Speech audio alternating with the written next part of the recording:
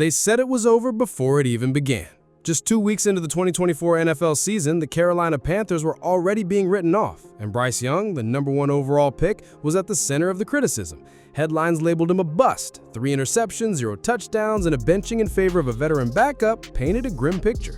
The rookie quarterback, once the face of hope for the franchise, was now riding the bench, forced to watch a crumbling offense from the sidelines. For most young quarterbacks, this would have marked the beginning of a slow fade. But for Bryce Young, it sparked the start of something far more compelling. Instead of folding, Bryce returned with renewed purpose and sharpened poise. It wasn't just a comeback, it was a transformation.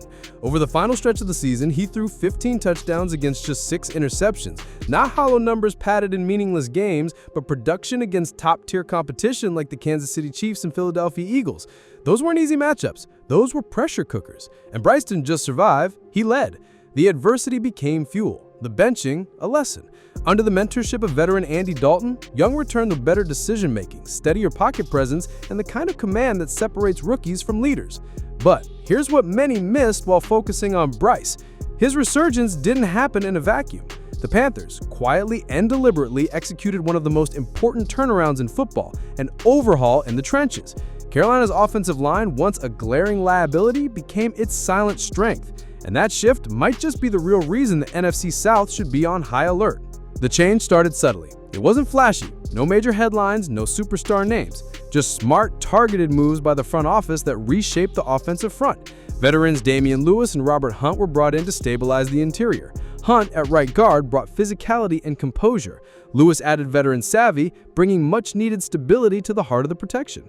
Outside, Ikem Ekwonu, once raw and inconsistent, finally delivered on his promise. More confident and technically sound, he anchored Bryce's blindside. On the opposite end, Taylor Moton continued his quiet streak of excellence at right tackle. And when injuries inevitably struck, backups like Brady Christensen and Cade May stepped in without allowing the line to collapse. That kind of depth and cohesion isn't common. It's what sustains playoff-caliber football in December.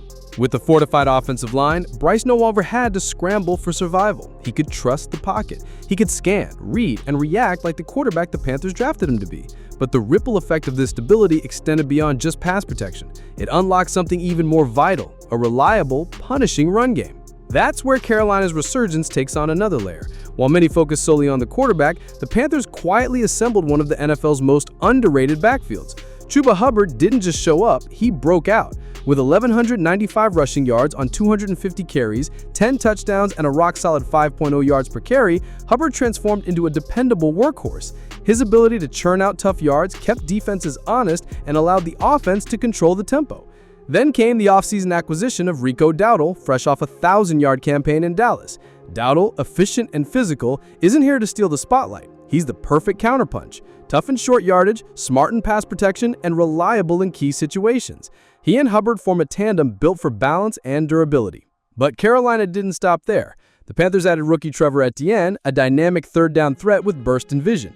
With Etienne in the mix, this backfield morphs into a 3-headed machine capable of punishing defenses in every phase: early downs, third downs, and red zone situations. This transformation is not theoretical. It's already in motion. A stable offensive line, a deep, versatile backfield, and a young quarterback who now has the time and tools to operate with confidence. With that infrastructure, Carolina can finally explore the next dimension of its offense: misdirection, play action, and tempo. Enter Dave Canales. The new head coach isn't here to manage a rebuild. He's constructing a blueprint. Known for developing quarterbacks like Russell Wilson and rejuvenating careers like Baker Mayfield's, Canales brings more than just schemes. He brings structure, philosophy, vision. He's already tailoring the playbook to Bryce's strengths, utilizing shotgun sets, quick reads, and tempo to create rhythm.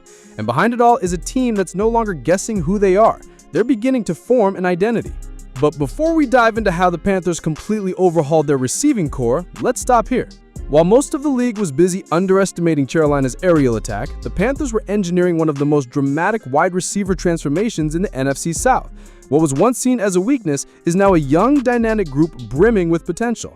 And it starts with their boldest draft decision, selecting Tyro McMillan, known simply as T-Mac, with the 8th overall pick in 2025. T-Mac brings something the Panthers have lacked for years: a legitimate alpha receiver. At 6'5", with an elite catch radius and the physicality to win in traffic, he doesn't just run routes, he commands attention.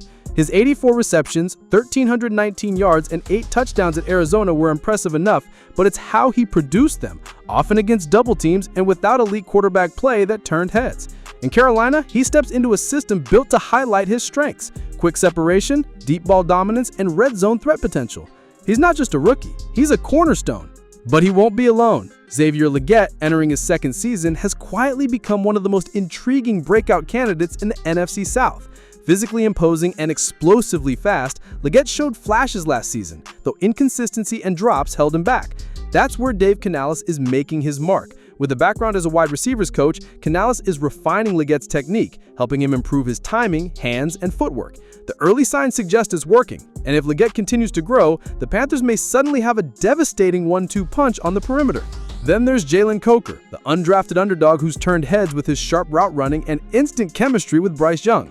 He may not have the pedigree of his teammates, but he plays like he belongs. Coker's ability to find soft spots in coverage and come down with clutch catches have made him a reliable third option, exactly the kind of player every young quarterback needs. And just when you think this group might lack veteran savvy, enter Hunter Renfrow. Healthy again and operating out of the slot, Renfrow brings precision and experience. His understanding of coverage and ability to work the middle of the field give Bryce a dependable chain mover on third downs. While Adam Thielen's role has decreased, his mentorship remains invaluable, especially for the younger wideouts learning how to prepare like professionals. Add in Jimmy Horn Jr., a speed threat capable of stretching the field and flipping field position on special teams, and suddenly this is no longer a receiving group just trying to stay afloat. It's a collection of weapons with depth, variation, and upside. But these offensive upgrades only tell half the story. If the Panthers are serious about competing, they'll need more than scoring firepower. They need a defense that can hold the line. Last year, that simply didn't happen. Carolina surrendered over 2,000 rushing yards and ranked among the worst teams in both run defense and pass efficiency. The failure was systemic: poor tackling, ineffective schemes, and a defense that couldn't hold leads even when the offense performed. This offseason, the Panthers addressed it with urgency. It began up front. Derek Brown is healthy and back to form, an interior disruptor with the strength to collapse pockets and stuff the run.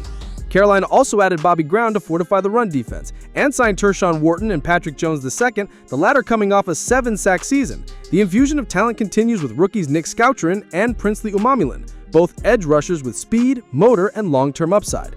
Together, they offer a new level of explosiveness on the defensive front. Still, there are holes. With Shaq Thompson sidelined and Josie Jewell no longer in the building, linebacker depth is a concern. Who steps up in the middle? That question looms large, because while the defensive front has more bite, the second level still needs leaders and playmakers to tie it all together.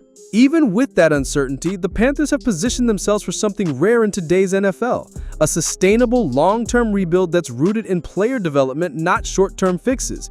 Bryce Young is no longer just a project. He's a quarterback on the rise.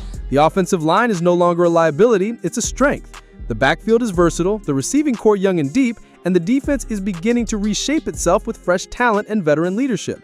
But none of it works without Dave Canales. He isn't just installing plays, he's instilling belief, culture, identity, a framework built not around superstardom, but around structure. That's how teams win in this league, not by chasing headlines, but by building something real. And now, the question isn't no longer whether the Panthers can compete, it's how far they can go. Is this your Bryce Young silences the doubters for good? Can Carolina not only climb out of the NFC South basement, but challenge for the top? With the pieces in place and the vision finally aligned, the Panthers aren't just rebuilding, they're rising.